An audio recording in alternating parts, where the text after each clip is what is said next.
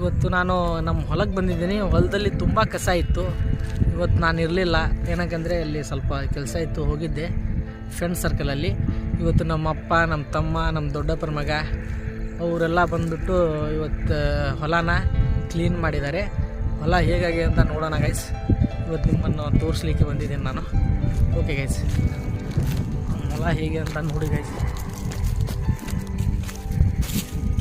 Guys ನೋಡಿ, ಹೊಲ ಈಗ ತುಂಬ ಹಚ್ಚ ಹಸಿರಾಗಿದೆ. ಹೊಲ ಅವತ್ತು ತುಂಬ ಕಸ ಇತ್ತು, ಅಲ್ಲೇ. ಇವತ್ತು ನೋಡಿ ಎಷ್ಟು ಚಂದ ಸಾಪಾಗಿದೆ. ಕಸ ತೋರಿಸು ನೋಡಿ, ಈ ಥರ ಕಸ ಇತ್ತು. ಇವೆಲ್ಲ ಕಸ ರಂಟಿ ಡಬ್ಬ ಹಾಕಿದರೆ ಮಾತ್ರ ಇದು ಆಗೋದು. ಅದು ಕಸ ಇವತ್ತೆಲ್ಲ ಕಿತ್ತುಬಿಟ್ಟು ನೋಡಿ, ನಾನು ನಮ್ಮ ಮಾಮನ ಮಗ ಬಂದಿದ್ದೀವಿ ಹೊಲದಲ್ಲಿ. ಗಾಯ್ಸು ಹೊಲ ನೋಡಿ ಎಷ್ಟು ಚೆಂದಾಗಿದೆ.